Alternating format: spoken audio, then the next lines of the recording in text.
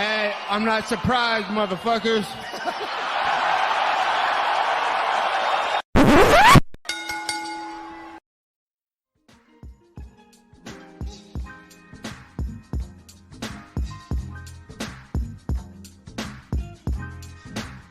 What is up, ladies and gentlemen? Welcome back to the Courtside Soundoff podcast. Once again, I'm Josh Evanoff. As always, welcome by the one and only man of the hour, too sweet to be sour, future Jiu-Jitsu world champion, and tap out Gordon Ryan, Angel Ortega.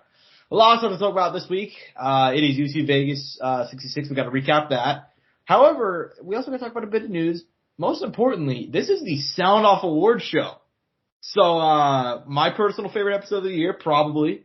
It's always the most fun. Not to say that I don't enjoy the show every week, but yeah, man. I mean, very, very excited to go over that. Before we talk about all that, though, real quick, two sponsors of the show, Rogue Energy and ELYXR. First off, if you want 10% off your order at RogueEnergy.com, use the code SOUNDOFF at checkout. Use code SOUNDOFF at checkout for 10% off of all your energy needs. They keep me fueled up going through the day. About to start hitting the gym real soon, and they're going to help me there as well. Help me get those gains. On the opposite end of the spectrum, ELYXR. ELYXR is currently one of the leading distributors of Delta 8, 9, and 10 products. The lab-tested products includes Vape, Gummies, joints, and gels, among other things. Please check your local laws and ensure that you're in a state where ELYXR can ship to you. For fans of the Courtside Soundoff podcast, ELYXR is allowing 10% off with the code SOUNDOFF at checkout. It's code SOUNDOFF at checkout for 10% off of all your needs at ELYXR. Before we get into the awards, we do got to go ahead and recap UFC Vegas 66, which happened last Saturday night from the UFC Apex in Las Vegas, Nevada. The last UFC card of the year. It ends with the middleweight main event. And Jared Cannonier and Sean Strickland went out there and did the damn thing for 25 minutes.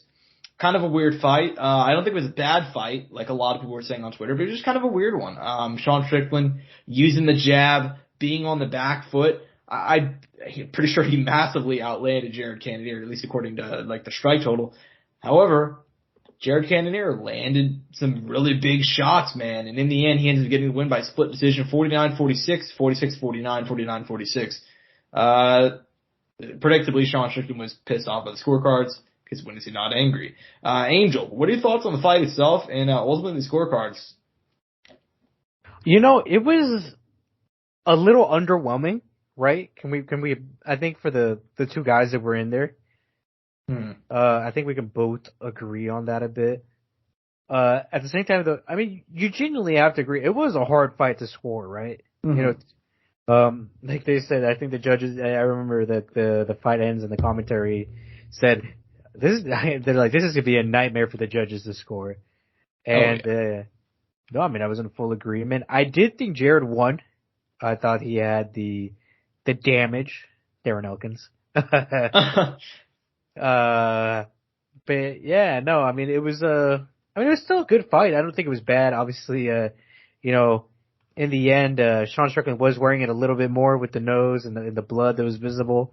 Mm-hmm. But, it genuinely was a harder fight to score, I think. I think if you go, I don't know, maybe I need to go back and watch it and maybe score it for myself again. But in the moment, I was like, I think Jared took one. I give him the nod. Mm-hmm. Yeah, I mean, look, I mean, I scored it for Sean, but it's not to a degree that where, like, this was an incredibly tough fight to score. Josh is like, this was a highway fucking robbery. No. I mean, that's how Sean feels, but I mean, look, dude, I mean, this is a fight where neither guy went out there and really put a stamp on it. I mean, I thought, I was surprised. I was a little bit surprised. I was very surprised at how the way the fight to win. Like the way, just because like Jared Cannonier is like a guy who goes out there and lands some bombs, man. And to be fair, he did land some bombs here. Sean Strickland just ate him really well. I thought Sean found a home for his jab. He landed all the low kicks. It ultimately comes down to like, okay, what do you value more? Do you value like the jabs? Or do you value like the power shots, which are coming on a less frequent rate? So, I gave the fight to Sean. I think I gave him 1, 2, and 4, but at the same time, you can easily flip those around. Like, every single round was close. Like, I legitimately think you could score like this fight. With the exception of, I think, like, round 5, I thought was a pretty clear Jared round. If I remember correctly, he landed some bombs in that one, and busted up Sean's nose really badly. So, I mean, look, dude, I think 50-45 Jared to 49-46 Sean is a completely reasonable scorecard. And it's very rare to be in that circumstance. But dude, this is just a weird ass fight. You know, this is a very strange fight. For Jared Cannonier, man, what do you think about this win for him? What do you think it does for him? The middleweight division, granted, there's a whole lot of, there's a lot going on right now, man. I mean, obviously, Izzy, Pereira 2 probably going to happen next. We don't know what's going on with Whitaker and Costa. What do you think about this win and where it kind of moves him? I don't think it's a lot. Obviously, he needed a win, right? Because he was coming off the loss because his last fight was against Izzy, right? He hadn't fought since then, right? Yeah, correct. And I think the person who really needed this win, not necessarily because I think they're in a bad place, was Sean. You know, obviously he had the Pereira KO loss. You know, with this, he could have at least got himself in the conversation for maybe another top 5 fight, potentially get himself set up for a potential title fight if Izzy was to win, right, and Pereira were to lose, if that fight goes down between them two and Izzy wins or whatever. You know, he was building himself back up where he should be. I don't think he's in a terrible spot. I think he's kind of just back where he was at before. Mm-hmm. Yeah, I mean, it's kind of unfortunate, too, because I thought the winner of this fight really had a potential, depending on how it went, obviously, to not be the next guy in line. And this is what I've always said, like, it's very important to be the next guy in line. You gotta win all your fights. However, the best position to be in outside of that is the guy in line if the other guy falls out. You know what I mean? And all the time in MMA, you see dudes will get hurt or whatever it may be, and boom, a guy that like, oh, he shouldn't get the title shot. Well, shit, it's weird circumstances, so he is. You know what I mean? Like, that's why Jamal Hill, Wilbur Teixeira, they're next man up. They're fighting for a title. You know what I mean? Earlier this year, Korean Zombie, he was the next man up whenever Max got hurt against Volk, title shot. You know what I mean? So there's a lot of circumstances that go into this thing, and so I thought the winner here, if they got a big win, they could be that guy to where it's like, oh shit, Adesanya got hurt in training. Who are they going to call? Oh shit, Jared Cannonier's got a huge win. Let's call him and have him versus Pereira, because that would be a banger. Instead, this fight kind of, it was so super close. Neither guy made a big statement. You know, it's tough. But, yeah, I feel like he's in the same position he was before, which is unfortunate. I'd like to see him probably fight Robert Whitaker next, which we'll talk about why he's free at the end of the show. But, yeah, I mean, we'll see what happens then moving forward. In my opinion, the real main event was the co-main event. Arman Tsarukyan. He's been my boy for a long time. The Angel, this is the fun thing about MMA, is like you don't root for teams, but you got your boys, you know? Like you got a stable of boys that you're always rooting for. Arman Tsarukyan has been my boy for a long time, but even then going into this fight, I was like, Damir Ismagulov is a savage, dude. This guy is just an absolute, I mean, what was his winning streak? 18? If I remember correctly, 19, something like that. He's beaten some monsters. Arman Tsarukyan shuts him the fuck down. Insanely impressive win in the co-main. Beats him by decision, 30-27 across the board. What are your thoughts about his victory? I'm not surprised. I talked about it on the show. I thought people were not overhyping Damir, but if you go back and look at his fights, there were some moments of struggle against some opponents where I'm like, okay, look, I'm kind of not, I'm not saying I'm worried, but I'm like, I don't know if these other guys would have the same kind of trouble that he did and get himself in the kind of situations he did at the time. And nevertheless, he didn't have a terrible showing against Arman, but it wasn't a good one either, right? He still lost. He did defend some takedowns. He did give him some, he made him work for it. But it was still what I expected. And I even said, I'm like, guys, this is a 100% sure Arman Tsarukyan can win. I don't know why people are questioning it, It's not to say the guy's not tough on the other end. He doesn't have this impressive streak, right? Obviously, if you look at it on paper and you explain if you just say how the records are, what the winning streaks are, you might have just thought Damir was about to maybe walk over him, but I'm like, that's not going to be the case at all. Mm-hmm. Yeah, I picked Arman. And that's not surprising. Like I just said, he's my boy. I was very shocked at how easy he made it look. Not surprised at all that he won. But, yeah, man, he really shut him down. And for a guy in Arman, this is a win he badly needed. Not in the idea of he'll be cut or anything. But he's coming off a loss, Matej Gamrot. I feel like he kind of had a bit of his shine taken away, even though I feel like most people thought he won that fight. Still an L on the record, and for a guy who had so much momentum, I mean, Jesus Christ, you look at his fight before that, he murdered Joel Alvarez, so I mean, it just kind of holds his momentum, but dude, huge win for him here, and very excited to see what happens to the next. He called out everybody, man. He said, fucking Oliveira, Gaethje, Dariush, he wants everybody, and that's the type of energy that I love. And I think it's only a matter of time before he's fighting Makhachev again for the belt. Like like I said, within the fucking, by 2024, I see that fight happening again. Maybe even before that. So, as far as the rest of the card goes, man, I mean, main card, straight up all bangers. Prelims a little bit iffy, but what are some fights that you really want to talk about coming out of this UFC, Vegas 66 card? Man. Where do we start? I think we got to talk about Drew Dober, Bobby Green. I think we can't overlook that, right? I think that's the point of interest. I think of the main card, obviously, I was like Alex Caceres, Emir Albazi, also great performances and finishes on the card.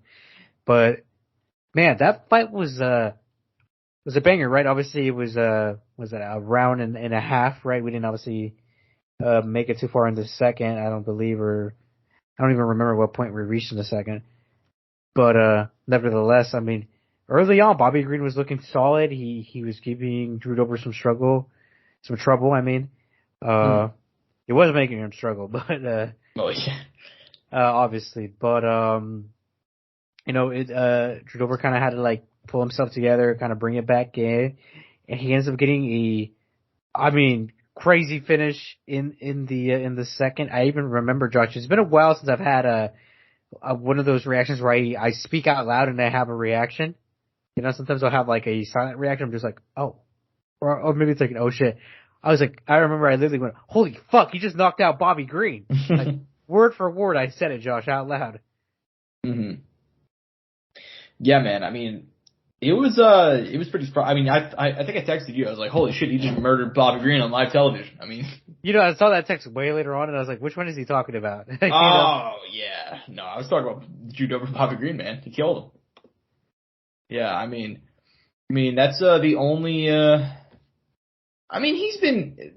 Bobby Green's had some tough losses before. I know that Poirier knocked him out way back, UFC 199, and obviously he just lost to Makhachev by TKO. But like this is probably the first time I've ever seen anybody like put him out cold. You know, like Jesus Christ, that was a right hand from hell, dude. Drew Dober, he's a dog, and I really want to see. He called out Patty. Do you think that's a fight they'll make? I said that he should get the winner of this, Josh. I know, but do you think it's realistic though? I don't think it's unrealistic. Fair. I think Bobby Green versus Patty makes a lot of sense. I don't know if they'll do it, but I feel like they could do either guy. They could do it, and even though Bobby Green's in a great position because he's a guy that like no matter win or lose or draw, he's not going to lose stock because like dude, if you look at all of his fights, they're all bangers. Like he's never really been in a boring fight. Even this one, he got knocked the fuck out. But you know what? Up until that point, insanely entertaining. And Drew Dober was talking about it. He's like, yeah, man, he was talking shit to me in there. And I was trying to talk back, but like, he's so much better at it than I am. Like, it was just effortless, you know? I tried to hit him to the body. He was like, oh no, you ain't doing that. Like, it's just hilarious. I mean, I love me some Bobby Green. Hell of a win by Drew Dober, though. I mean, as far as the rest of the card, the main card goes, I mean, Amir Albazi got a huge win. I was not super surprised by that. That kid's a dog. I mean, Alex Caceres, though, this is probably the biggest surprise of the card for me. I mean, Alex Caceres taking on Julian Erosa, Juicy J, who's been on a hell of a run, dude. I think he won like 7 of his last 8, and he beat some really good names in there. And then Alex Caceres, dude, with a head kick from hell, just puts him on his ass and gets the knockout in the first round. What do you think about him? And honestly, like, Alex Caceres, 34 years old, he seems to be hitting his prime. It's kind of weird. 6 out of his last 7. What do you think about his one? Like you're saying, and we've kind of been talking about it, he's kind of gotten this resurgence. It seems like he's gonna, how do I put it properly? It's his time to get it together, be active, and get in these big name fights. Obviously, he fell short in one when he fought Sadiq Yusuf. Obviously, that would have been really good for him. It's only one in there though, Josh. I mean, how many fights is it? 1, 2, 3, 4, 5, 6, 7 out of his last 7. He's won 6. Mm-hmm. Like I might have miscounted there real quick, but still, I mean, it's pretty impressive. I don't know. I don't even know if he's in the top 15 right now. I think he just barely got pushed out not too long ago. Yeah, he got pushed out recently. And I mean, he's right there, and you could really give him any guy in the top 15. I think he's deserving of it, right? I'm not sure. Well, no, actually, I'm seeing it now. He's now 15 again. So, back in the rankings, great position. I'm not sure who they give him, but I hope they give him someone who could give him. I don't know. He deserves a big opportunity, I think, in a good matchup. I agree. I completely agree. I don't know who he will fight next, but I think that he's kind of earned that shot. And it's kind of funny because he's really forced the UFC's hand recently. I mean, if you looked at his entire win streak, they didn't put him in the rankings until actually he just re-entered the rankings at 15, just so I can go ahead and note that. But I mean, if you looked at his win streak, I don't think that they put him in the rankings until he beat Choi Sung-woo. He was really forced their hand, and it's gonna be interesting to see what happens next with Bruce Leroy, man. He's had a hell of a run I did not expect it. Any other fights in this card you want to talk about, man? I mean, I thought Matthew Snellsberger defeating Jake Matthews was a surprise, but not a surprise if you watched Jake Matthews' career. I mean, yeah, no, like I told you in the green room, it's if you watch that fight and get rid of the knockdowns, Jake Matthews looks great on the stand-up. He looks good. But the issue is he got knocked down 3 times, once in each round. I mean, literally the worst-case scenario. Yeah, correct. I mean, I think it kind of just shows that he's not a finished product yet, which is fine. I mean, he's a guy that it's hard to forget. But, well, if you listen to this show, it's hard to forget. I keep on saying it. This dude's only in his 20s. Like, he's been in the UFC for over a decade, I believe, or at least close to a decade. But he's still out here. He's still improving. He's not a finished product yet, though, and I think this fight kind of shows it. Even though he went out there and got a huge win last time, he's not perfect.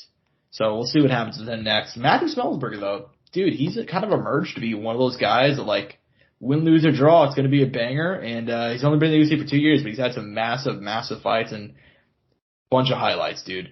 So cannot be happier for him. Said Nurmagomedov got a nice win.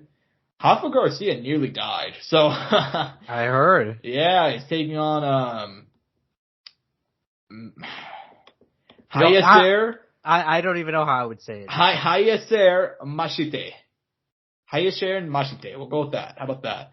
Anyways, Rafa Garcia apparently, this is why I've always said it's a little bit dumb. You see, does not stop a fight. You can bleed all you want as long as your cut's not in a given area. So these guys let this dude fight. And he nearly bled to death because he lost 25% of the blood in his body. Because I guess it was like an artery, and they didn't know until post-fight. So this motherfucker nearly almost died. And I've always said that's incredibly dumb that they don't do that. Because remember, who else had this problem? Not the same problem. Damon Jackson, who fucking bled out not too long ago. So it's just kind of weird. But Josh, just bleed, you know? Right? That's the way the UFC doctors feel about it. I mean, other fights on the card. I mean, Manel Kape got a huge win. Not too unsurprising. Overall, though, this is a nice card to end the year, man. It's no UFC pay-per-view or anything, but a whole lot of fun. Angel, are you ready to break in to the Soundoff Awards of 2022? Because it's time to recap, man. It's been a hell of a year. It's not been the greatest year for the UFC, but it's been very entertaining. So, how do you feel just about this year overall, man? I saw some people saying, oh yeah, this is the worst year in UFC history. It's been so boring, yada yada yada. I think it's all overblown. But just looking back on your 2022 as a whole, what do you think about it, man? What are your thoughts? There was a lot of stories. There was a lot of drama, a lot of tiny little things that happened. There were certain things that I think should have happened this year that could have made this year even better that we didn't get. I don't think I followed the UFC necessarily, but that's just how life goes, and the way certain fights happen and certain events went, kind of prevented other things. But that's just a fight game, In the end, I'd say it was a good year still. I don't think it was a bad year. I don't think it's possible for the UFC to have a really bad year unless their main event falls out every time, Mm-hmm. Yeah, I mean, dude, I've sat through some shitty years for the UFC. So I mean, I feel like people that say oh yeah, fucking this year's terrible. Come on, man. Come on. 2017 was pretty bad outside of UFC 217, which I think was the GSP card. if I remember correctly, 2013 was kind of ass too. Like there's been some really bad years, man. This year is not one of them. It's just there was no over the top, like the Stars, I guess is how I'd put it. The Stars had a bad year. Yeah. Like if you look at the top draws in the UFC, some of them didn't fight. Whenever they did fight, they lost. So yeah, that's kind of how I think of it. Now, in terms of we're gonna start off hot, man. We're kicking it off straight up at the top. Fighter of the year, male fighter of the year. Let me go ahead and specify that because we will go ahead and talk about female fighter of the year as well. But look, dude, whole lot of good picks in here, man. I mean, if you look at, I mentioned the Stars losing, and there were many Stars that had a really bad year. I mean, Conor McGregor never fought. I guess Nate Diaz did technically lead the UFC on a win, but like, Israel Adesanya lost, Kamaru Usman lost, whole lot of Stars lost. So there's not a whole lot of easy gimme picks like there would be in the past. For 2022 though, Angel, who is your male fighter of the year? It's so hard, Josh. I almost find it almost impossible to make a pick. I think this is one of the hardest years we've had to make a pick. I feel like in other years there's actually been options in other years. You know what I mean? Yeah. Where it's like, oh, I don't know. I think there's an argument here or this and that, right? We had the Kevin Holland year, right? It was like, oh, Kevin Holland had this many fights in a year, and I forgot who else we talked about that year, but whatever, right? This year was one of the harder ones because, like you said, some of the Stars didn't fight. There's a lot of people who did fight a lot as far as champs. I'm going to pick Alexander Volkanovski's fighter of the year, and I'm going to get into this a little bit, Josh. Yeah, go ahead. I think he had two shutout performances as a champion. I don't think any other champ defended their title or performed the way he did. And he had one of the most impressive title defenses against Max Holloway I've ever seen out of a champion against a former champ in the fashion he did it. I mean, it was almost I think the other thing you can compare it to is actually at that same weight class, it was Max Holloway versus Jose Aldo in their match. In a way, obviously not to the same extent, right? I think I don't want to compare it. I think Volks was more impressive for a number of different reasons. Obviously, I think a lot of us love Max, so obviously that plays a factor. And also the way he ended off his year was setting himself up for a bout at 155 for the title. I don't think it was just his performances, but also the way what his performances are getting him to and what he's leading us into in the next year. Because I think he's making himself, I think that's what made him fighter of the year for me. Mm-hmm. Yeah, I mean, that's kind of the interesting part about that is that there's a very good possibility that he could run it up, man, especially next year, depending on what happens. He can go ahead and fight of the year 2 years in a row. Look, that's not a bad pick, man. I mean, he didn't fight too many times, only fought twice, and but in those wins, he made absolute statements. I mean, going out there, and yes, Korean Zombie's older. Yes, he fought with an injury. But, dude, we've never seen, I mean, maybe Jose Aldo, but even then I'd argue that the Volkan was even more dominant because Jose Aldo versus Korean Zombie was a beatdown. Korean Zombie versus Alexander Volkanovski looked like they shouldn't even been in the same ring together. Like, it was hard to watch, dude. Like, that's how you know it's a sign of a great champion, to make his contemporaries look like they don't even belong in the same octagon with him. For me, I really kind of went back and forth on male fighter of the year. I thought about Volkanovski, like you said. I thought about Islam Makhachev, but at the same time, I felt like for a while, like Islam Makhachev's been inevitable. You know what I mean? He's one of those guys.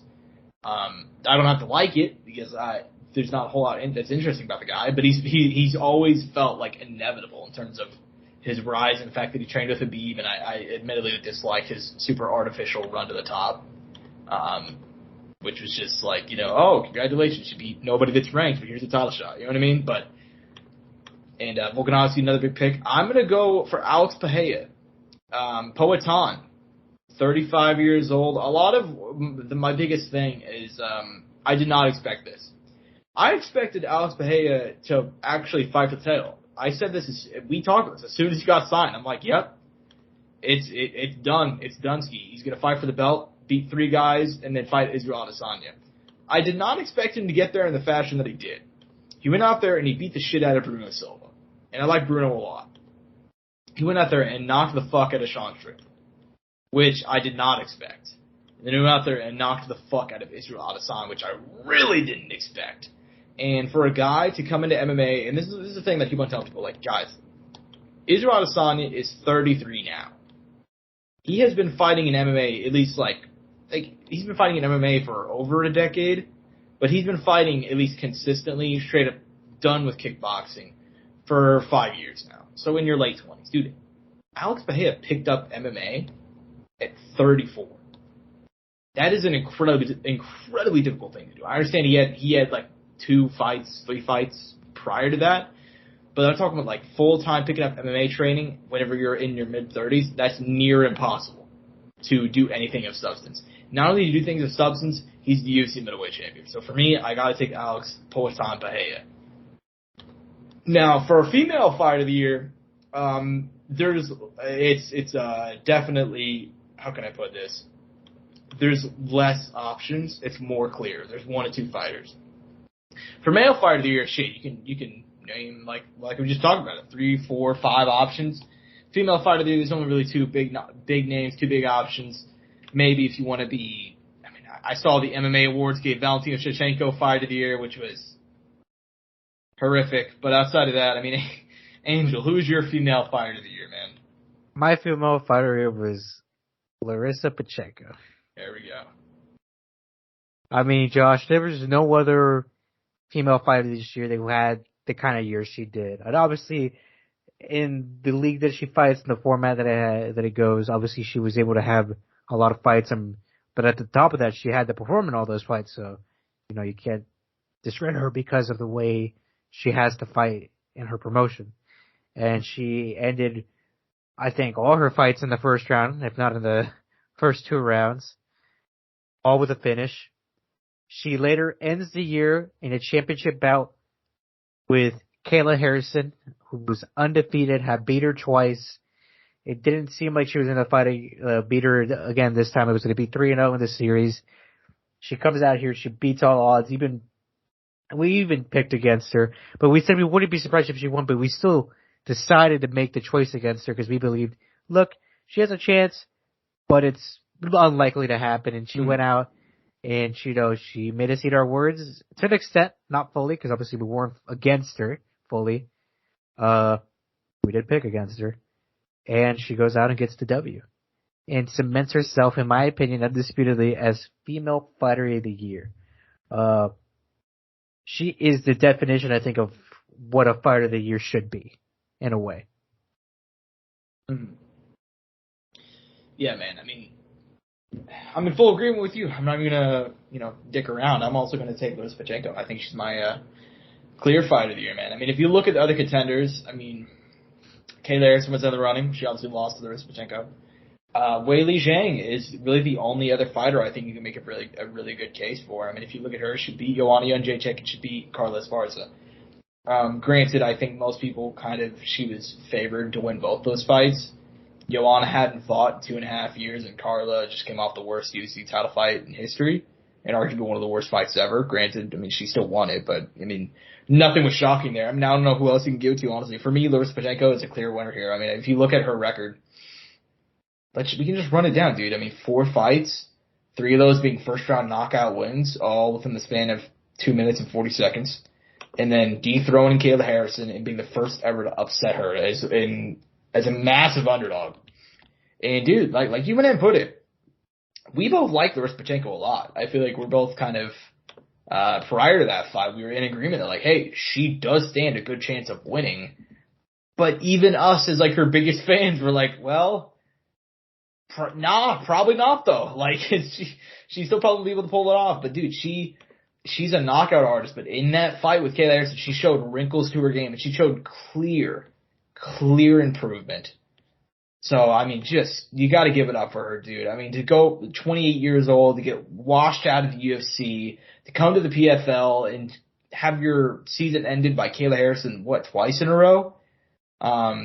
Just super incredible for her to turn around in this 2022 season where nobody expected it. Everybody just treated it like as a mere formality that Larissa Pacheco was going to lose, and that Kayla Harrison was going to win the tournament for the 3rd straight year. She comes out there, pulls off the upset, And along the way, she knocked the fuck out of some really good girls. So you got to give it up to Rizpachenko. I mean, we're in agreement. So fight of the year for the women. Boxer of the year is the next up. I feel like boxer of the year, bit of a weird one because I feel like there's no super clear one. I feel like because of boxing in general, the way that it functions, there's going to be no clear winner any year unless it's like a year where Canelo goes ham and fights like 3 or 4 times. That did not happen here. So who's your boxer of the year, man? If there's a lot of good picks, a lot of good options. There's a lot of options. Let's make it clear. Like you said, there wasn't anybody who clearly stood out. Because there wasn't a lot of guys who were extremely active. Obviously we got to give credit to the better beeves of the world. I think Devin Haney's up there in the conversation. Inoue, who just fought this past, I think it was a week or 2 ago. I'd say there's a lot of guys up for up for option. I mean, it's like take your pick. For me personally, I have to say it's at least for me it's a tie between I'll give you my top 3 going down. I'd say it's probably Bivol and Inoue, kind of you can interchange them, and I'd say Haney is my last option, just because Haney had a rematch, and you kind of expected it to go the way it did. But he's so young, and he captured a title. I mean, you have to give credit where credit's due. I mean, he's like 23 years old, man. I mean, that's not easy weight to carry at that age, and the level of pressure he had, and especially doing it in not his home soil. I mean, there's a lot of factors to it. Mm-hmm. Yeah, I agree. There's a lot of good options. Admittedly, I was going to give this to Dimitri Bivol. I was going to. But the last second, I'm changing my mind. Just because, it kind of goes against what I dislike, because one of my big things that I like in a fight of the year, or at least a boxer of the year, or however, whatever award I'm giving out, I like them to be active. This guy was not active, and he was through no trouble whatsoever. I'm giving it to Alexander Usyk. To come to the mental fortitude that you have to come out of, this is what I keep on telling people, dude, yes, was Alexander Usyk on the fucking front lines himself? Not really, no, but dude, you guys gotta remember this, he was in the UK when the war started. He was in the UK, he could have just stayed there. Said he flies home, enlists in the military. Not only does he enlists in the Kiev territorial defenses. If you guys don't know, Kiev was the capital that was under siege for 3 straight months at the start of the Ukraine-Russia war. And Usyk was right in the middle of that shit. And I understand that he's downplayed it a lot, but if you listen, I've read some interviews from his wife who's talked about it. The guy went through hell, essentially. I read that he lost upwards of 30 pounds during the war, and he went through a lot of shit, dude. He was only enlisted for 3 months, I think.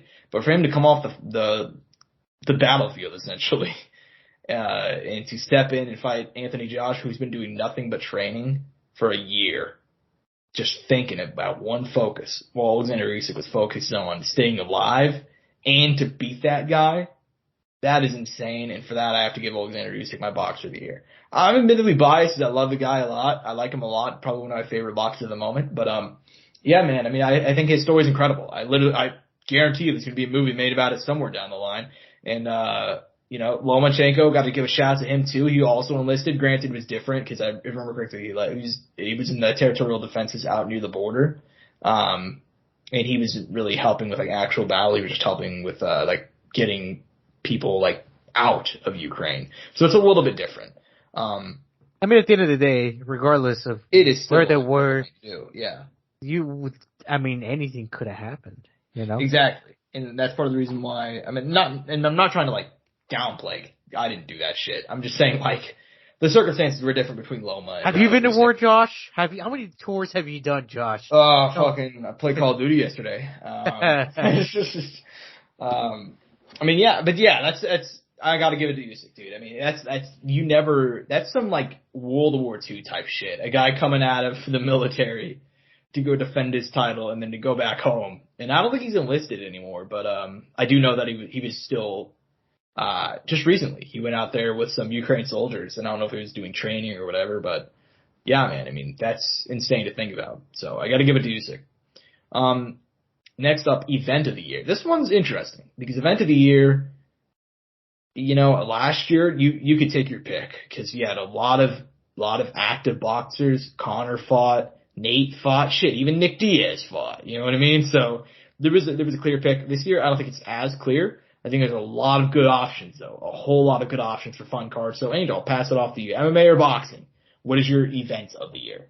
Man, it's almost impossible to pick one because there's always so many good ones, Josh. You can pick one, but you can also give a couple of shout outs as well. Do you want me to tell you what I think event of the year will be? I think it's one that hasn't even happened yet, Josh. You think it's going to be Bellator X Rising? I think it's going to be Bellator X Rising, an event that hasn't even happened yet. Yeah, go ahead. I mean, I don't know. I don't know what you were about to say, but I have a weird feeling, man. It's going to be insane. What are the words I'm looking for? But the production value is going to be very high. I think as far as event of the year, other big ones, I think obviously, Canelo B-Ball was a big event, right? Because of the level of the match. Fury's last match that he had this year against his homie, which, we also had that win. We kind of knew the direction, but it was outside. It was cool. It was cold. There was I think it was like the third or fourth coldest match I've ever had event outside ever. I mean, there was a little history to it. Obviously Jake Anderson was wild. And for UFC, man, and if I have to pick MMA one, I think I have to pick, would it be UFC 270, Josh, with Ngannou and Ngan? Correct. The storyline going, obviously, you could say whatever you want about the fight itself, kind of the fights on that card. I mean, I think there was still some pretty good fights on the card. I can't remember off the top of my head. But the fact that Francis Ngannou is at odds with the UFC, they sent him a cease and desist order to not be negotiating for boxing because I guess someone had reached out to him. And this is all the morning of or the night before his match, is defending heavyweight title match against Cyril Gane, who's his former training partner, and there's this little drama, not this little drama, but this drama going between them, and they're at odds, and there's just all these factors, and then we find out he's injured in the match, and then the way he wins isn't knocking out or because he hurts him on the feet, it's him wrestling and him coming full circle. It was such a crazy story. And kind of all the narrative and everything that built up, I think that's what made that event so special to me. It wasn't the fight itself or the fights themselves, but if not everything around the event and the story that surrounded that man on that night and the odds that were stacked against him. It wasn't just Francis Ngannou versus Cyril Gane. It was Francis Ngannou versus the UFC. Yeah, complete agreement. That's actually a very good pick. I didn't even think about that one. I mean, the storyline heading into that one is basically. It's a pro wrestling storyline. Let's go and put it like that. We've basically never seen that happen in the UFC. Like a guy we know going into a fight where it's like, all right, he's going to win this and he's going to be gone, We never see that. And what's kind of surprising, it's somewhat off topic, because we're recapping the year. I'm very surprised that there's been no movement since then. There's been nothing about Ngannou either. And apparently I've read some reports that he might be a free agent as of now. Based off of how the contracts work, he might actually be a free agent already as of last week. It's crazy to think about the fact that we've not seen or heard anything since then. But yeah, dude, that's a good call. I didn't even think about UFC 270. I'm actually going to go UFC London though in March. That card, for me, it almost felt like, I can't explain it, man. It was the British crowds are always better than the US ones. That's just a given. But UFC London in March, that was their first card. They were in the UK in 3 years. March 2019 was the last time. It was Till versus Masvidal.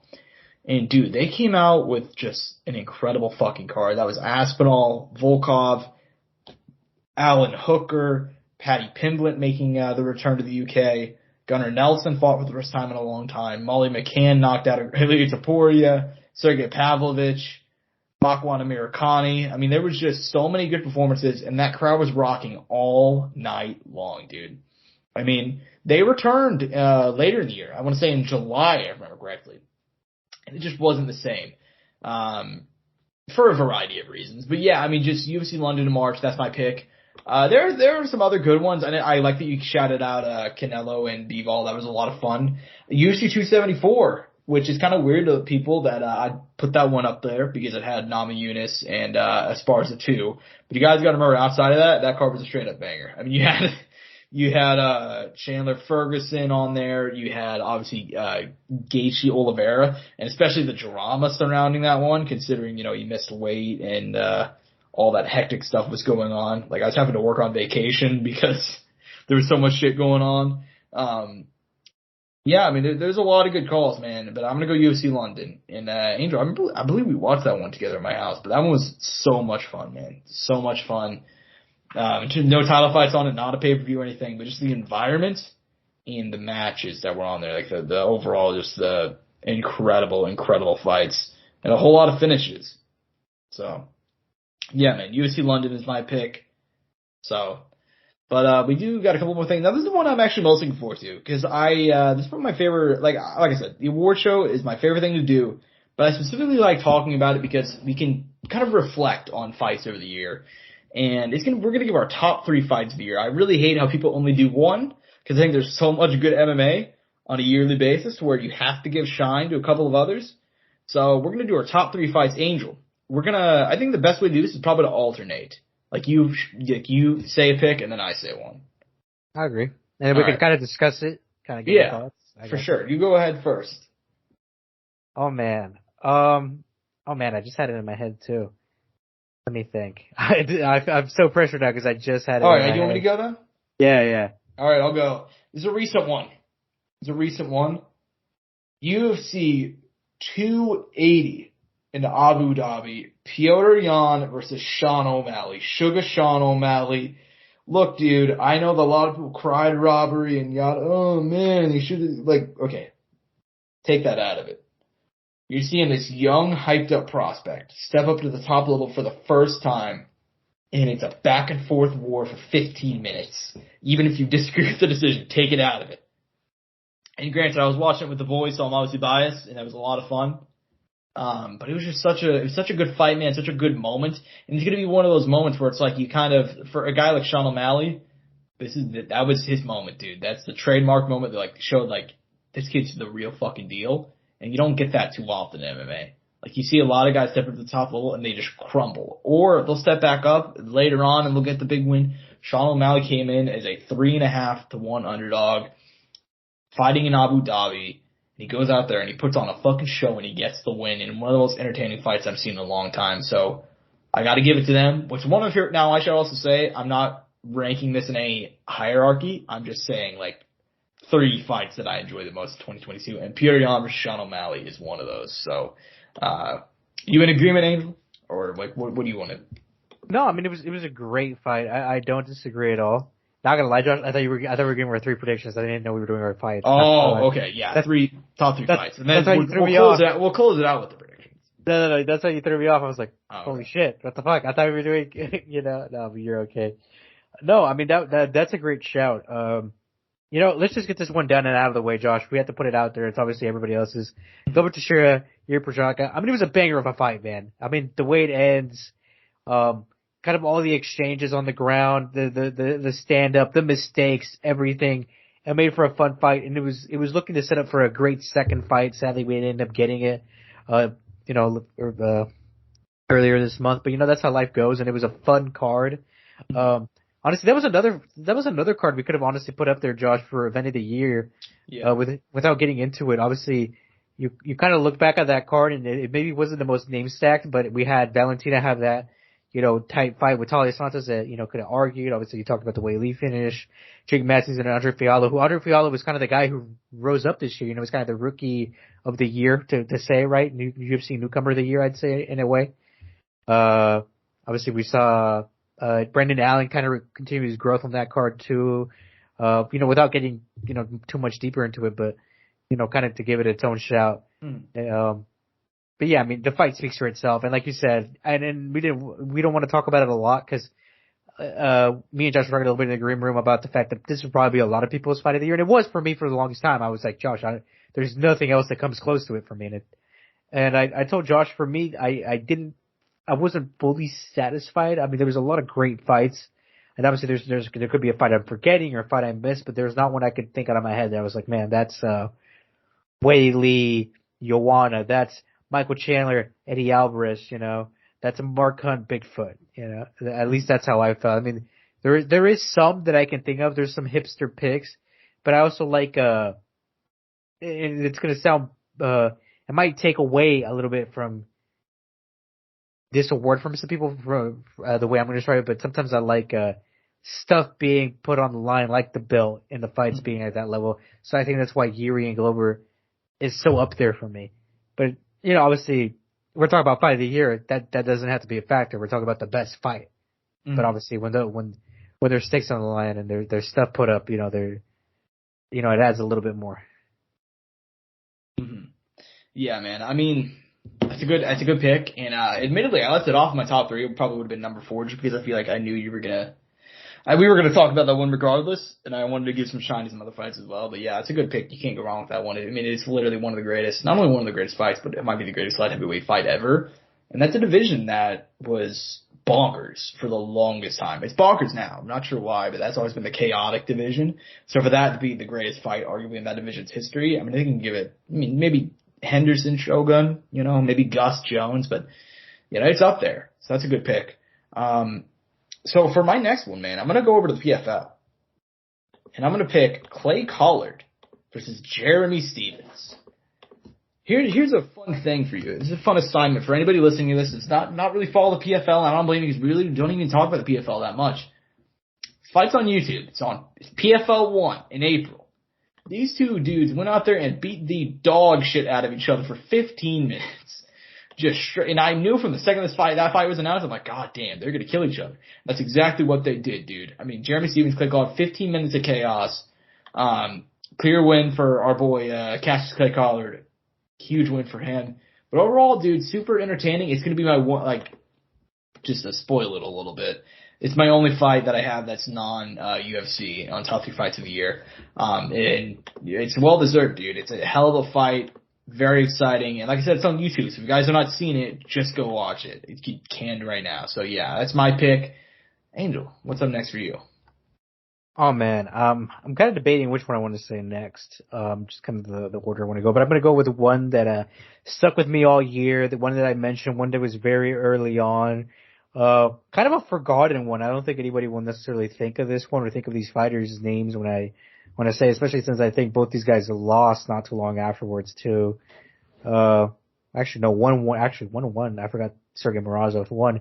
But Josh, with me saying that name, it's Douglas Silva D'Andrade versus Sergey Morozov. Yep. Banger of a fucking fight, Josh. I mean, if you have the opportunity, Josh, and you've forgotten this fight a little bit, please go back and watch it. It ended in the second round, someone late after the halfway point of the second round, I believe. Douglas Silva D'Andrade down in the first round, comes back, rallies back, and wins in the second. Gets a submission finish, obviously tunes them up on the feet. It was a sick fight. If you have not seen it, please, whatever you're doing, drop your baby on the ground safely, leave the gym, exit the wedding, exit the funeral, and get out your phone and watch this fight. Yeah, that's a good call. That's a very good call. That fight was an absolute banger, dude. I mean, Douglas Silva D'Andrade is always a guy that's pretty entertaining, but yeah, that one was a lot of fun. That's a very good pick. Yeah, this is going to be my last one, man. This is one I never would have expected to be on here. I thought going into this fight, it was a demolition job. Paulo Costa versus Luke Rockhold, UFC 278.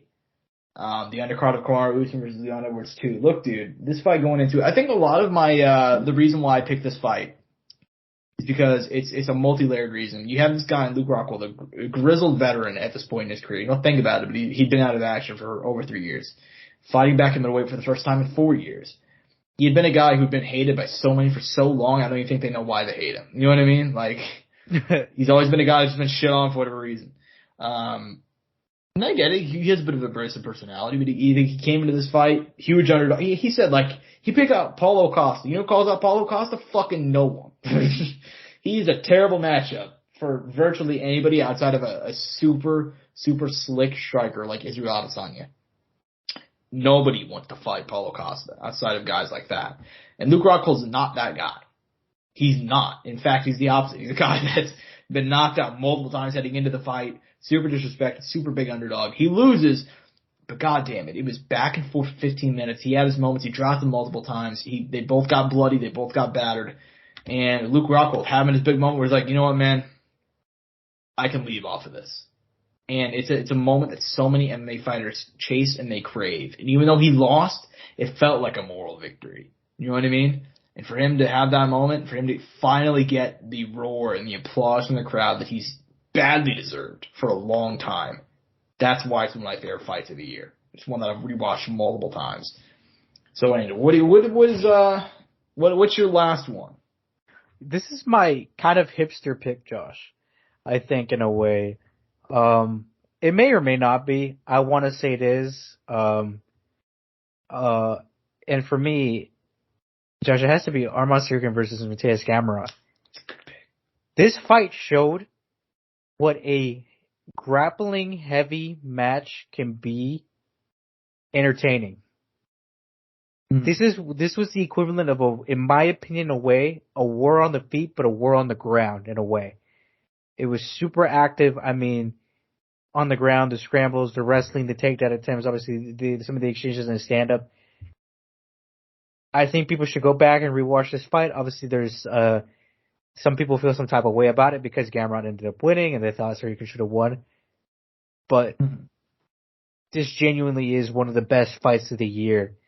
And it's one of the best showcases of MMA, I think, in general, that you could show someone where fighting on the ground isn't boring. It can be entertaining. Mm-hmm. That's a great pick, dude. That fight was a lot of fun, very back and forth. Admittedly, I did not put it on the list because I was salty about the decision, but it was still a great fight though. It was still a very fun fight, and it's one of the rare times that the UFC had two guys that were not stars, and they were like, "Yeah, fuck it, why not? We'll go out there and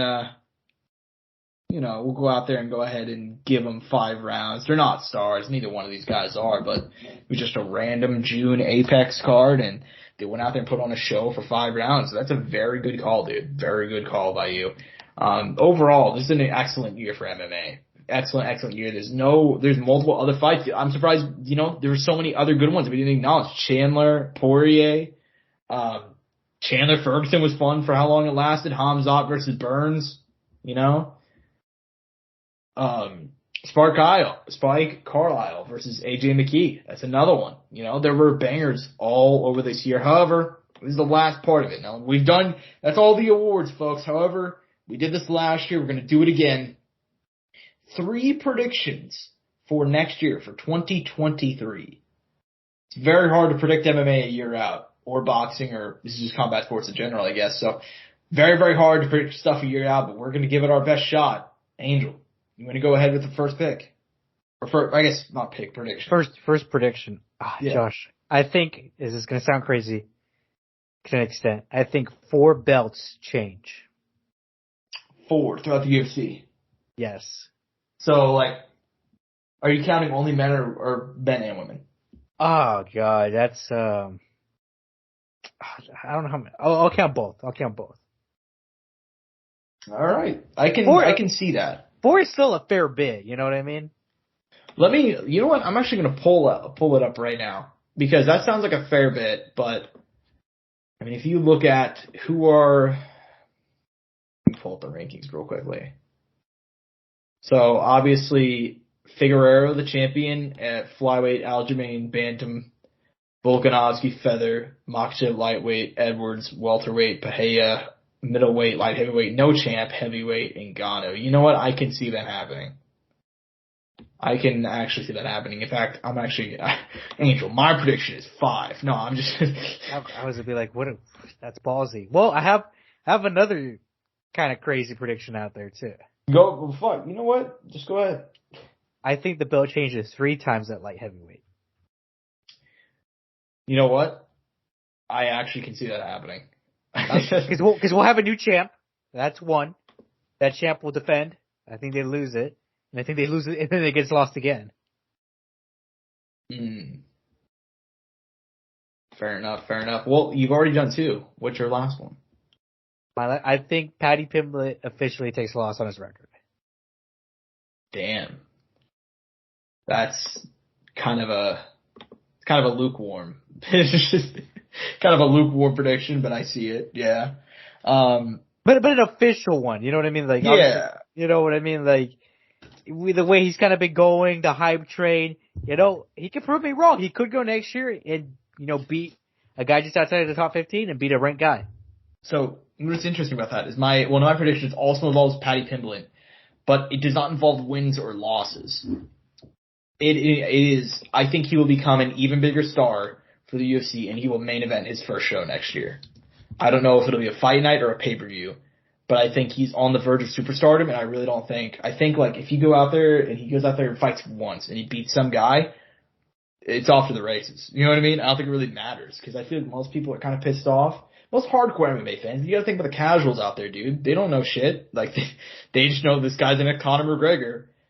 And shit, maybe it'll be a Conor McGregor versus Paddy Pimblett. I've been sounding the alarm bell on that idea for a while now. I still think they should make it. I think, full disclosure. Probably going to at some point, right? Yeah, I mean, full disclosure. I think that's the fight to make. And right now it's the perfect time to make it because Paddy needs a win in the top 50. Well, I guess Conor just got out of the rankings, but it doesn't really matter because it's Conor, you know what I mean?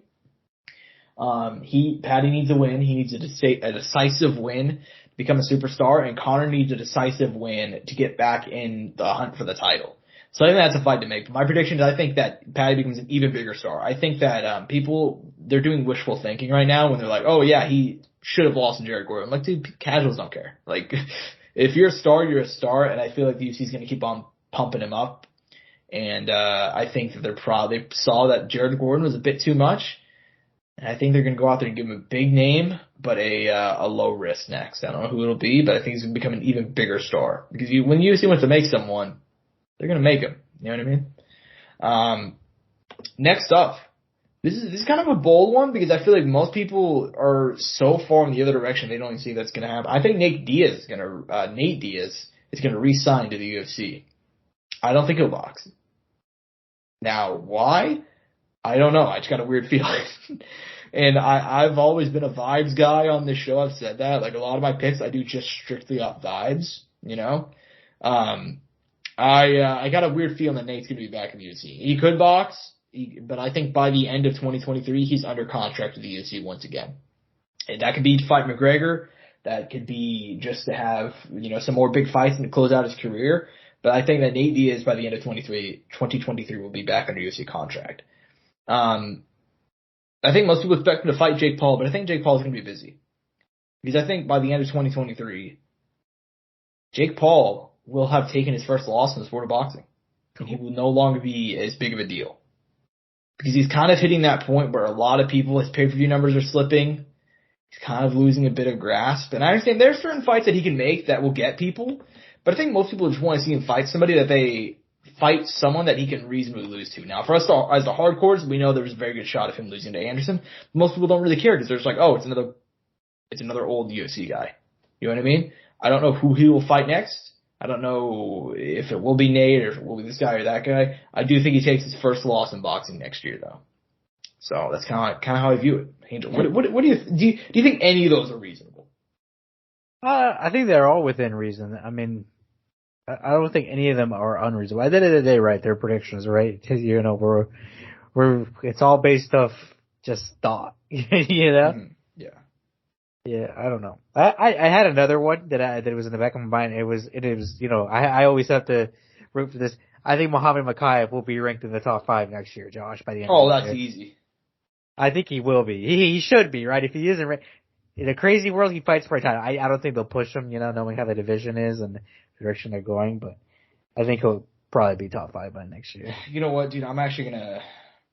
There's actually like, fuck that, I'm actually scratching one of my.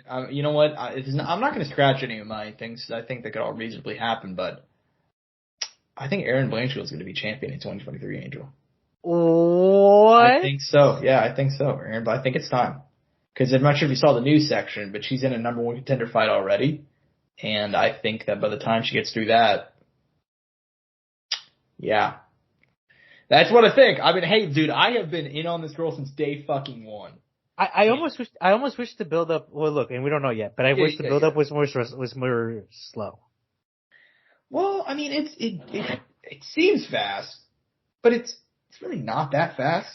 I mean, if you look at I know, but she's going from 10 to 2. I almost wish it was like 10 to 5, and then to 2, or 10 to 7, and then 4, and then 1, and then the. But she's 4 fights in, and if you look at her people, she beat Sarah Alpar, who's not even in the UFC anymore. She beat the dog shit out of Miranda Maverick, who's really good in her own right.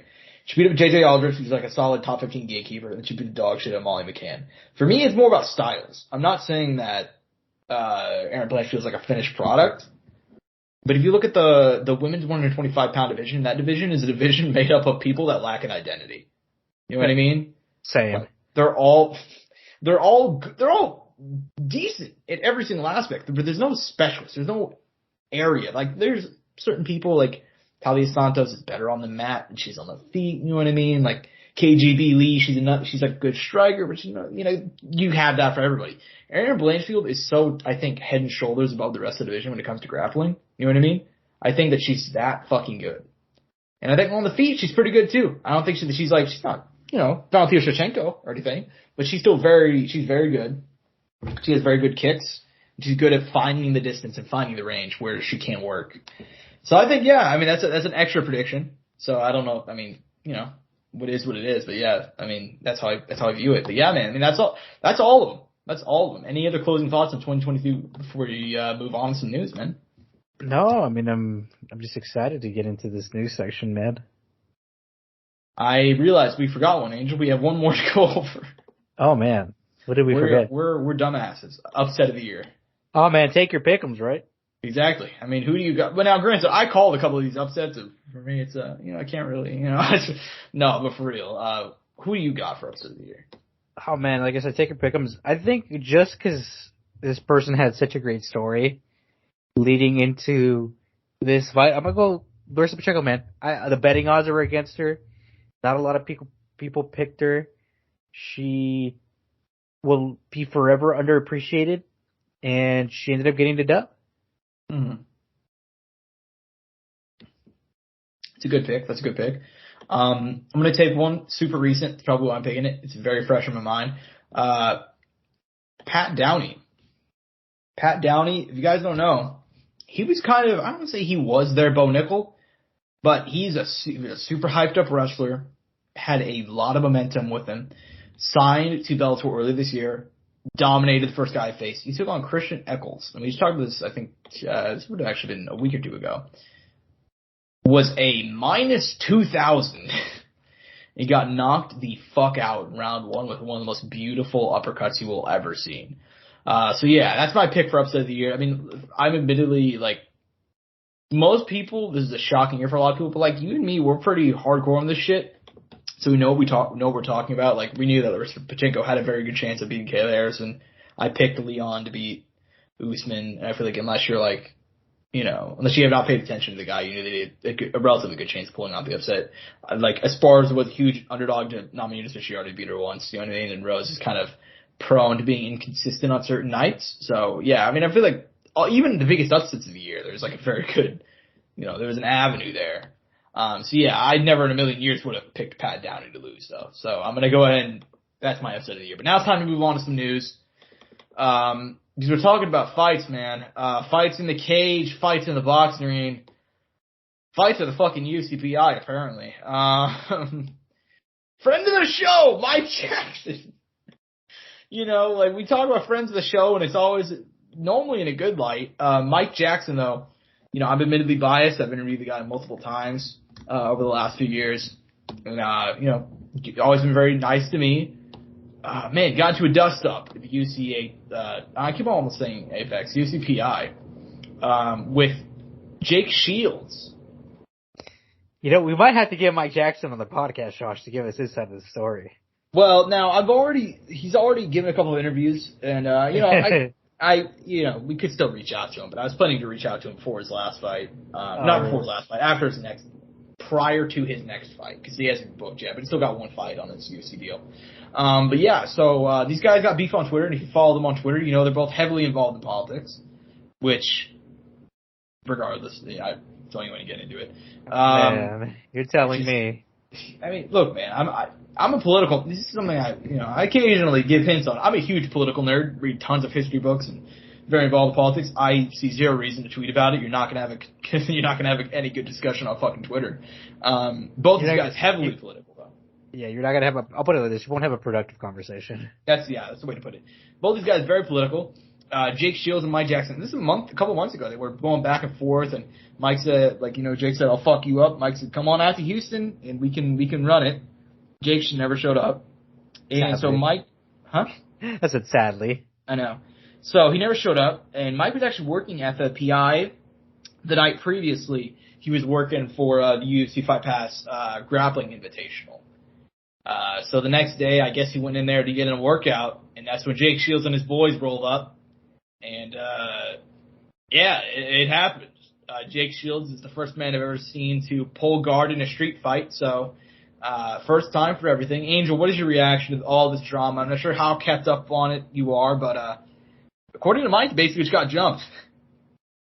Look, I didn't even know exactly what happened because I saw it on Twitter and I was like, Mike Jackson, and I was really thrown off because I was like, are Mike Jackson? Like, what's going on? Jake Shields, what is Jake Shields doing there? Like, I was really lost, but now with context, it all makes sense. Yeah. Yeah, I don't know why the fuck Jake was there, but I do know that Mike was there because he had been working in Vegas the night before and just decided to go get a workout in. So I don't know why Jake was there. But, He's on some fuck shit. I mean, look, man, I don't have too many thoughts on this one. I know that Mike is apparently going to press charges, which, Hey, man. It is what it is, right? It is. I mean, look, you play stupid games, you win stupid prizes. And this is what I said on Twitter afterwards. Like, and I actually got a lot of hate. I even got some fighters in my DMs. Whoa! Can you tell me in private? I'll type it in chat.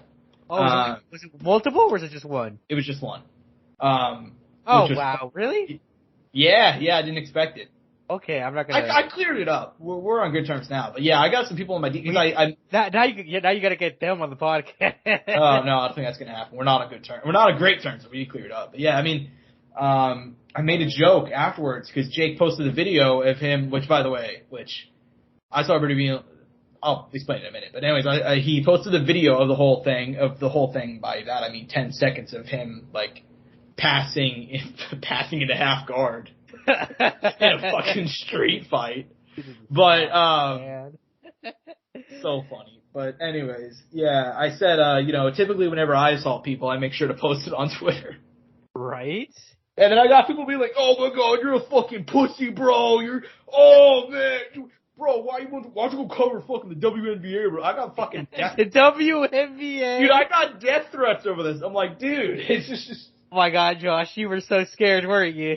Oh my god, I saw somebody that commented like, oh, you can tell who's really about this life. You're saying assault. You can tell who's really about this life and who isn't. I'm like, motherfucker, like, dude, you have a Piotr Jan fucking profile picture and 40 followers. You're not about the fucking fight game, my man. Like, come on. But yeah, I got a shit ton of people coming after me over that. I bet you the next day I saw Mike was pressing charges. I'm like, oh, damn, it's almost like I was right that it was a stupid fucking idea to post online. But yeah, I mean, it's kind of funny too, because the whole crux of the situation, like, not the whole crux of it, but like, in a street fight, Jake just takes him down and, they cut it off, and then I heard Mike tell his side of the story. I'm like, oh, that makes sense why they cut it off. Like, so essentially Jake, when his boys were giving him shit, and Mike was just there with one of his trainers, and then Jake took him down, and then I guess he realized, like, he was in a street fight when he's like, wait a minute, oh shit, we're actually doing this thing. So he fucking eye gouged Jake and had him bleeding. And I was like, oh, is that actually, like, for real? Then if you look up Jake's Twitter, you can see he has a big fucking, like, mark on the side of his eye. So apparently Jake got fucking eye gouged. So yeah, I mean, look, man, just such a dumb situation. An incredibly stupid situation. You know what I could compare this to, Josh? What are you going to compare it to? Kind of. It's not exactly the same because it was somewhat different, but the whole Jorge Colby thing. You know, it's different, but there's some similarities, right? Yeah. Yeah, no, it's like I said, man. Is it the civil thing to do? No. But it happened. These things happen in MMA. You know? Oh, great quote, man. But I'll admit I was a little bit disappointed with all the people supporting Jake. Not because I have like Josh. I'm fully on. I'm not trying to get into a lot here. No. But I know what you're gonna say. You look at the people who follow Jake Shields. But I mean, even Roxanne Modafferi sticking up for her, man. I'm like, really? That's yeah. what I mean. Especially since I would imagine she's like a super pacifist. Look, dude. Whenever not necessarily a pacifist, but she's a very she's a very civil person. I imagine. I mean, she's like the nicest human being on earth, dude. Yeah, I mean, did you ever end up meeting Roxy at Invicta? I know that you went the one time, but I never personally spoke to her, but I can only imagine she's like. So she's a fucking sweetheart. I mean, I saw her multiple times. Yeah, that's what I'm saying. I never had like a one-on-one conversation with her. They would always be like friends. Oh, can we take pictures? Like she was there cornering people all the time, and she was always super nice. And I was like, damn, man, like, look, I'm not gonna get into Mike's Twitter stuff because he says some out of pocket shit all the time, but Jake Shields like supports like fucking Kanye, bro. Like that's like, I mean, come on, man. Like, is this actually facts? I mean, we're not gonna dive down a rabbit hole, but if he does, I know that he did. I don't know if he still does. He might have backed out now. He might not be on the Kanye stock anymore. I mean, look, man, he's tweeting some out of pocket shit. You know, Josh, I think everybody can blame me for this because after I tweeted out, "Ye's not crazy," he kind of went crazy. I do think it's your fault, yeah. You know what I mean, though? Like, I kind of ignited it because literally Kanye had not done anything crazy for a while, and then I tweet, "Yeah, he's not crazy," and then Ye kind of went crazy. Yeah, I like you can search tweets. Jake Shields seems to, yeah. I don't know. He's far right on the political spectrum, so it's not surprising these guys ended up getting into it. It's just dumb, man. I feel like Jake Shields is 43 years old. I mean, Josh, you're lucky they didn't his fans didn't incite a riot at the BJ headquarters. I mean, you lucked out. They didn't storm the UFC PI. I mean, who knows? Right? If Jake Shields wanted, he could have put out there, something, and some of them would have showed up. They would have all showed up in their rolling gear and pulled guard. I saw somebody posted something, and it was Mike Jackson when Jake Shields starts butt scooting toward him. I mean, we gotta get Mike on just to talk. You're right. I think we gotta get him on. Just I think we could. It's such a ridiculous situation. I know. But look, I need to listen to some interviews because I do want to ask him about it, but I want to give him some different questions. Just so he's a little bit more, entertaining. I mean, I have some other questions for him, like since everything, talking about the Dean Barry fight, that whole situation. Yeah, because we haven't interviewed him since before that fight. So yeah, and we had asked him about that because that fight got canceled. Yeah, and then it got rebooked. So or postponed, I guess technically is the proper term. But I know that we fall on the wrong side of this, at least in the MMA community. But I'm like, there's a massive sense of irony to me. To ever be like, oh yeah, talk shit, get hit. But Jake Shields just pulled guard in the street. I mean, come on, man. How you gonna? Did he actually instantly pull guard? I don't know if he pulled. According to Mike, he said that he just tried to take. He didn't even because he had all his boys there, and he tried to take him down. He's like, I didn't even realize we were fighting until I thought he was just having a fucking mental breakdown, And then I was like, oh shit, we fighting, so I gouged him. You need to send me an interview, man, or something. He did it with MMA Junkie. It was pretty funny. But yeah, I mean, this shit is comedy to me. I just cannot get past the whole because it's Jake Shields. I mean, what else is he gonna do? I mean, Jake Shields is the only person to have the bully. He went on Bully Beatdown and he fought the bully. And there is a misconception that he lost the striking round. No, he did not lose the striking round. But the bully still. If you guys have forgotten the rules of 2007 hit show of MTV Bully Beatdown, let me walk you through. He fights. They got 2 rounds. If I remember correctly, it's 3 rounds. It's just grappling, striking, and then a straight up MMA fight. And if the bully gets through the first round, which is grappling, or excuse me, if it gets through the first round, which is striking, they get 5,000. Get through the second round, they get another 5,000. Get through the third round, they get another 5,000. Jake Shields' bully made $5,000 that night because on the feet, he didn't do anything. So it was pretty funny. So yeah, I mean, what else is Jake Shields going to do in a street fight? You know what I mean? I was going to say, speaking about a bully beatdown, do you ever remember the Andre Arlovsky episode? Fuck yeah, dude. Do you remember what he said to, I think, whoever the host was, or they were talking? Mayhem Miller? I don't remember exactly how it went, or I might have heard this on a podcast, but they had asked him, who wouldn't you want to fight or whatever, and he said Andre Arlovsky, and then he fought Andre Arlovsky. That's so funny, dude. Oh my god, that show is comedy gold. It was so fucking. It was so like it wasn't legit bullies from what I know. I heard it was like mostly people who needed money, if anything. Yeah. You know what's crazy? Wasn't Michelle Watterson on it? I don't think so. Maybe. I think she was. I could have sworn. We don't have to look this up afterwards, but I could have sworn she was. You might be right. I mean, there's a lot of people on there you don't think of. You know what I mean? Well, I know Eddie Alvarez was on it. I just said Andre Arlovsky, and I'm pretty sure Michelle Watterson had an episode.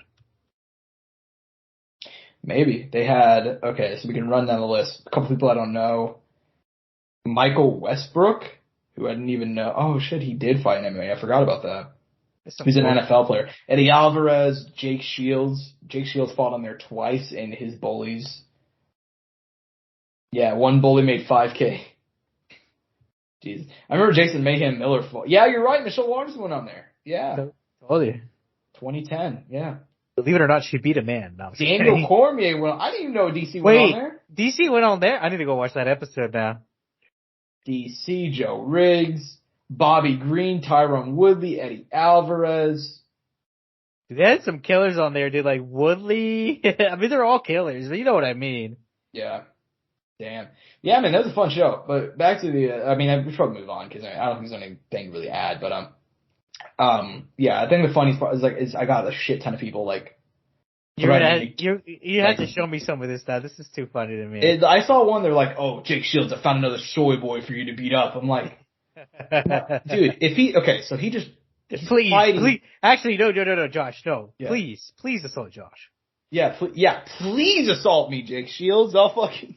I'll gladly take it. I will gladly get held in half guard for 90 seconds and then sue the fuck out of you, dude. Like, come on. That's so dumb, guys. Like, what are we doing here? But anyways, yeah, I think it's about time to move on. That's such a funny situation, though. But anyways, back to actual fight news that are not taking place at the UCPI. Paulo Costa, Robert Whittaker. We knew that was going to go down to UFC 284. Paulo said the entire time, though, he's like, I have not signed. I have not signed with, I've not signed the contract. I'm not doing it. And, everybody, even Whittaker's like, no, that's not the case. Well, it turns out that is the case. UFC said it wasn't. Whittaker said it wasn't. That fight's off. They cannot come to a deal. And he's like, what's your reaction? Sucks. I mean, it seemed like, obviously we had the illusion that it seemed like it was like conclusive, it had been done, it was going to go through, but no. We were lied to. I mean, I don't think we were necessarily lied to, but we were, made to think that it was going to happen, and in reality it wasn't, which sucks, because that was a banger of a fight. But I'm sure they'll be able to find someone for Robert, but at the same time, it's so hard because he's so highly ranked and he's so good, and you want to put him against a guy who carries some kind of value and name power, Mm-hmm. Yeah, I mean, if you look at that card, it's still a really nice card, but this whole situation, the Paulo situation, is getting badly bungled by the UFC, man. I think so. I understand he's maybe not the easiest guy to work with, but he called their fucking bluff. The UFC does this a lot. If you guys don't know about it, they'll announce fights before they're finished, and almost always the fighters are like, well, shit, I guess I'm fighting him. You know what I mean? Paul's the first one to be like, no, man, I'm good. Like, it's just, I don't give a fuck. You can announce me versus Izzy, announce me versus anybody. I'm not fucking fighting until I get a better deal. I think he even said, they wanted to fight, 70-70 was the deal. And he said, nah, I'm good, you know. I get that, because he's going to have to travel, you know, he's traveling to Australia, which is a fucking fat flight. And fighting a killer. And fighting a killer, yeah. And So, you know what's funny is I get his point, but I do the opposite. I'd totally take this fight. The first thing I'm doing is bolting for the PFL. Because, I mean, look, dude, that's the last fight in his UFC deal. And I like Rob Wilkinson a lot. Well, actually, isn't Rob 205? Well, I guess Paulo would probably fight at 205. Paulo would probably fight at 205. Because, yeah, I guess you're right. Yeah, fucking Paulo versus Rob Wilkinson at 205 sounds like the most entertaining fight you can make outside the UFC. Or one of. But I mean, the beauty of Paulo is I feel like he could literally fit in any promotion. I think he could fit greatly in ONE FC. Mm-hmm. I think he'd look great out there. I think he could fit well in Bellator. And I think he could fit well in the PFL. But I don't think he would want to fight that often, though. You think? That's my only issue. So, yeah, I don't think he would go to, you know, I don't think he'd go to PFL, but I could see him in one of those other two promotions. Mm-hmm. Yeah. I think he fits everywhere. And that's the fun thing about Paulo is why I think it's so dumb that they're botching the situation. Because the guy he's not a ready-made star, but he's like the ultimate, like, oh shit, Paulo Costa's fighting on this. Oh, I gotta watch it now. Like he's one of those guys where if you're thinking about buying a pay-per-view and you see, oh, he's in a fight against Rob Whittaker, he's fighting Luke Rockhold, he's fighting this guy or that guy, you're like, oh, damn, Paulo always comes to bang. I guess I gotta watch it. You know what I mean?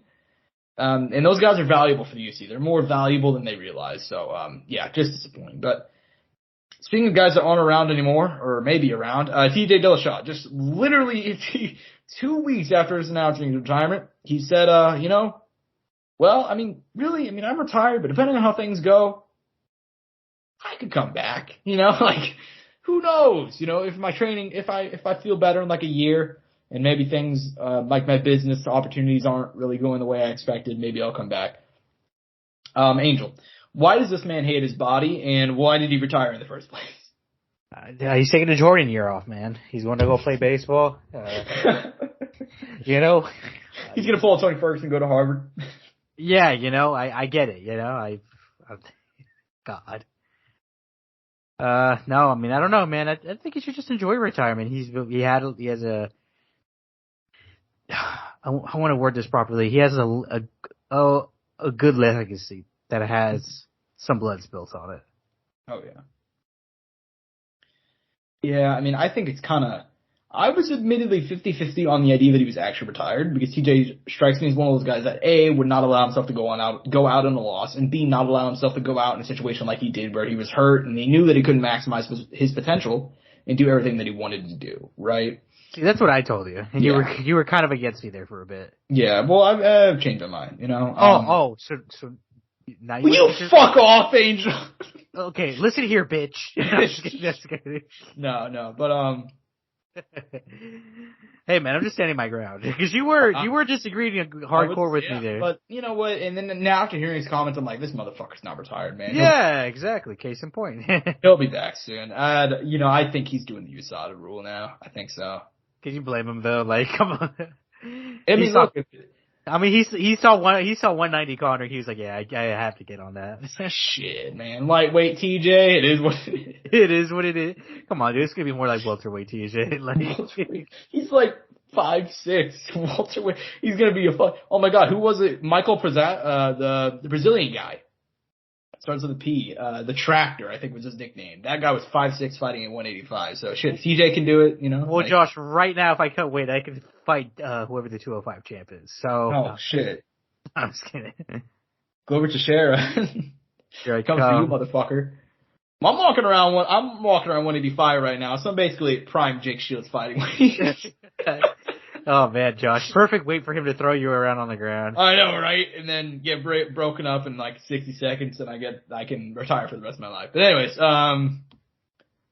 hell of a living if you can make it. But yeah, TJ Dillashaw, man, I think he's gonna be back. But last piece of news, I said Erin Blanchard was gonna be champion by the end of 2023. I stand by that because she's gonna be fighting Talia Santos next. I feel like everybody at this point kind of thought Talia Santos was probably going to rematch Valentina Shevchenko. It's been 6 months since Shevchenko's last fought, and it was that fight against Santos, whatever. I think most people were split on if who actually deserved the win. It was a rare 50-50 where I don't think most people were angry at the decision. Or they also thought, maybe Santos deserved the win. It was a pretty 50-50 fight. I thought most people thought like, oh yeah, Santos broke the shit out of her orbital, so she's gonna, and they haven't booked anything else for Shevchenko, so I guess that was a fight to make. Well, not the case. Erin Blanchfield, cold-blooded, just coming off that win over Molly McCann, will be fighting Talia Santos. No date announced yet. This news just got broken this morning. Angel, what are your thoughts on this fight announcement? Is it the fight to make? Or would you rather see Talia Santos versus Shevchenko too? I kind of wish they ran it back, man. I mean, she gave her a hell of a fight, the broken orbital. Like I said, we kind of talked about it, a little bit there where I kind of wish it was a slower build up. It's 10 going to 1 or 2 or whatever she is now, and she's so young, she has time, and Talia Santos is available, and Manon Fierro's right there. They had options, and they could have literally built Blanchfield up even more and more and more, and given her more experience, and put her in a position to be on a pay-per-view, like on the main card or something, and just give her some build up, and obviously this isn't her title fight or anything, but if she wins this, the next fight's a title fight. Mm-hmm. Yeah, exactly. And yeah, you know what? Look, man, it's I don't know how I feel about the booking. As big of a fan as I am of Erin Blanchfield, I feel like this is a fight she needs to have before she can actually, actually prove that she's gonna be a future champion. But I don't know. I've always had a weird feeling, but. Yeah, admittedly, as big of a fan as I am of this fight, I would have rather seen the rematch. I mean, I think you have Valentina Shevchenko, dude, I understand that Talia Santos lost, but she was not only winning, but cleanly, very easily winning. She had something insane, something 5-7 minutes of back control just in those first 2 rounds. She dominated on the mat, on the feet is competitive, but then she got, head-butted and broke her orbital. So I think that if there's a time to go ahead and run it back, and even though somebody wasn't a champion, that's probably the fight. I mean, Shevchenko lost a combined 2 rounds during her time at flyweight, and Santos not only won 2 rounds, arguably won 3. So I get it. But, it is what it is. Very excited for that fight, Blanchfield versus Santos. Any other closing thoughts on that or anything else before we close out, man? I mean, I'm excited to see how it goes when it does happen. Obviously, that's a ways away now. We have a very long year ahead of us coming up, right? A lot of exciting fights. Obviously, starting off strong with UFC Brazil whenever that happens here in not really. I mean, what is it? Not even maybe 3 weeks, right? Something like that. Yeah. And obviously coming back with a pay-per-view, which is a massive bang, and like I said, let alone in Brazil. Kind of sad that we won't have a lot of MMA, but it doesn't end, Josh. We will come back, and we will be watching potentially what could be the biggest MMA event of the year in Japan, in the Saitama Super Arena. Let's go, baby. Bellator X Ryzen. Man, I hope they do the Pride-style walkouts. Oh, they're going to. It. With the ramp, They couldn't get the Pride lady, sadly. I guess she had surgery on her vocal cords. So, a little heartbreaking. That's why? Yeah. I think a couple years back. So, sadly, she wasn't going to be able to do it. And I don't know if she ever will be ever again. Obviously, I'm not going to assume or anything. But yeah, I found that out. So, it is what it is. But nevertheless, I'm excited for it, Josh. I'm kind of happy that I'm not going to end the year empty. I feel like a lot of drama can still happen, and I don't know, Josh. I hope I'm going to try to learn as much as I can when we do talk about that card, so we can kind of maximize the value of it and enjoy it. I'm going to definitely have to go back and watch. Obviously, I know a little bit about these guys, and some of these guys have some history, and obviously we know the Bellator fighters well, but we really don't know at least I don't know all the Ryzen fighters well. I know a little bit. I know a little bit about the guy Aegis fighting. I know the guy who Horiguchi's fighting. This will be their trilogy. So, yeah, there's a little bit of sauce here and there, and I had a lot of fun doing the Soundoff Awards, Josh, as always. Yeah. And it feels like it's the last episode of the year, but it isn't yet. No, and that's the weird part, is that it's not the last episode of the year, but just by virtue of the fact that, like, that card is not going to go down until, like, the 31st. And it's going to be, I'm pretty sure it'll be, like, technically the first in the U.S. based off of, like, the time zone differences. Might as well do it now. But, yeah, man, hell of a year, man. Hell of a year. A lot of fun as always doing the Sound Off Awards. And a hell of a year, man. Just hosting again with you. Always fun. And I know, right? We're going to, hopefully for many more, and let's run it back, Josh. One more year. One more year, at the very least. Fuck yeah. I'm waiting for you to send my contract to renew. Yeah, of course. Yeah, I'm in charge of all this. I'm very professional. Yeah, for co-host of the year, Josh, we haven't decided to renew my contract yet. I gotta see what Nate's doing. Josh, I have gotten offers from other podcasts. They've sent some stuff. They've offered me an extension and a no re-sign clause and a no trade clause. No trade clause too, and okay, all right. Some bonuses that I can meet if I put up certain stats. But that's neither here nor there, Josh. So once you get in contact, I think you'll get me sorted out nicely. Oh yeah, I'm sure. But speaking of hosts, I'm at Josh Evanoff on Twitter. He's at _01 at Courtside Sound for all things related to the show. Once again, sponsors of the show, Rogue Energy and ELYXR. The holidays are still coming up. If you're doing some late Christmas shopping, if you want to get somebody energized with Rogue Energy or get them fucking high with ELYXR, go ahead and do it with Coach Soundoff with both, baby. Hell of a year. Hope you guys enjoyed the show. Hell of an episode. And peace and butt grease. Mouse click.